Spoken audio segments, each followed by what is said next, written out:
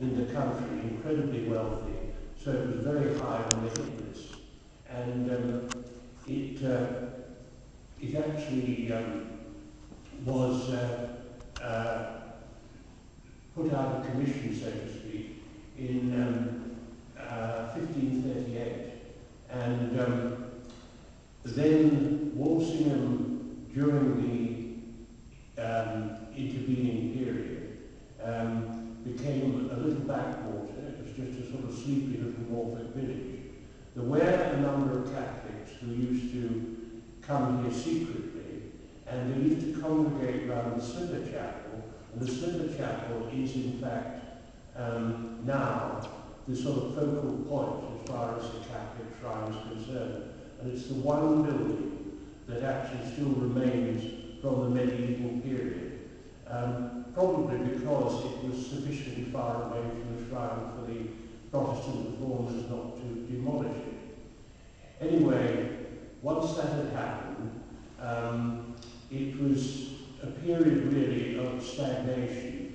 And in the late 19th century, it was about 1896, a woman called Charlotte Boyd, who was an Anglican convert to Catholicism, bought the Slipper Chapel, and she refurbished it, and slowly it began to develop. It didn't actually, again, take off straight away. It was probably, in a sense, repeating the early history of Walsingham.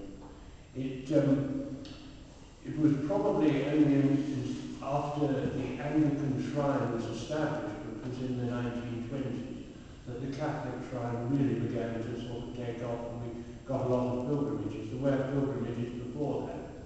And since then, Walsingham has been designated the official shrine of Our Lady in this country. And it is now a centre where you get somewhere in the region of probably about 200,000 pilgrims a year. Some people say it's more than that. I wouldn't like to, categorically state a figure. But it is very, very popular. And the important thing to remember with Walsingham is that it is ecumenical. It is not solely a Catholic shrine. There is a very large Anglican shrine, which I hope those of you who haven't been to Walsingham before will actually visit. It is a very attractive place, and they've got a lovely visitor centre there.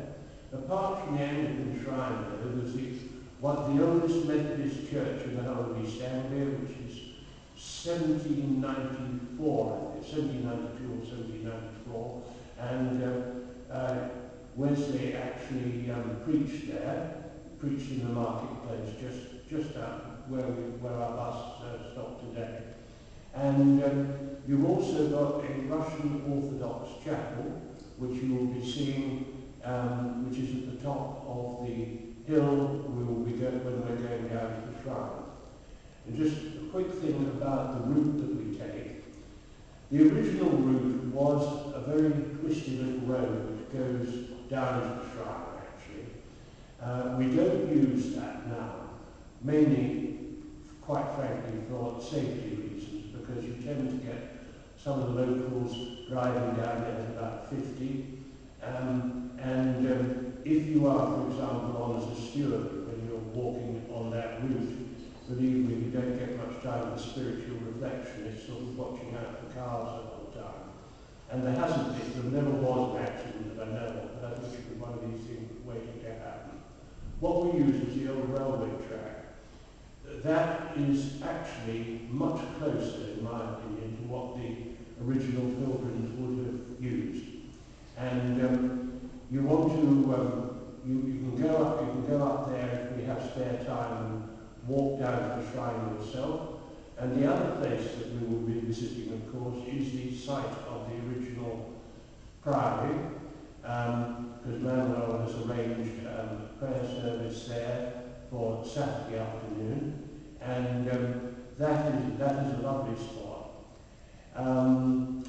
If there's any points that anybody would like to know about Walsingham or anything regarding it, ask either Manuel, myself, John Granger, Catherine, all of us been down here a lot of times, and we don't know it all, but I think we'll probably be able to help you. One thing very quickly is to tell you what it would have been like to go on a pilgrimage at the, say 600 years ago. We had a very comfortable trip down here, about 4 hours, with a nice stop over for lunch and so on. I'm sure 600 years ago there were pilgrims leaving York to go to Walsingham. They would have left from outside York Minster. They would have been on foot. They would have worn penitential garb, which was huge sort of cloaks and so on. And the men used to have huge hats on as well, very distinctive as pilgrims. They all carried a staff. They walked. So you'd have been lucky if you'd been on a pilgrimage we'd left today, if you'd made Selby tonight. It would have probably taken 2.5 to 3 weeks to reach Walsingham from York. And it wasn't no fun either. England at that time was covered in forest.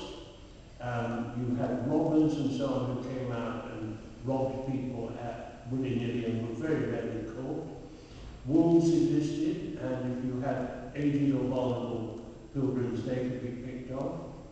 The only pleasant accommodation was if you actually stayed at monasteries or convents. The inns were flea-ridden, and cut rats and everything, and also the landlord usually fleeced you. So it was no easy opportunity to get to Walsingham. And they would have, when they arrived here, they would have stayed in the high street, and you'll see all the old houses there. And that was where all the accommodation was. So I think that's probably about all I want to tell you. I'm sorry if I've gone on too long, because I know my wife would like a cup of tea now. Thank you very much.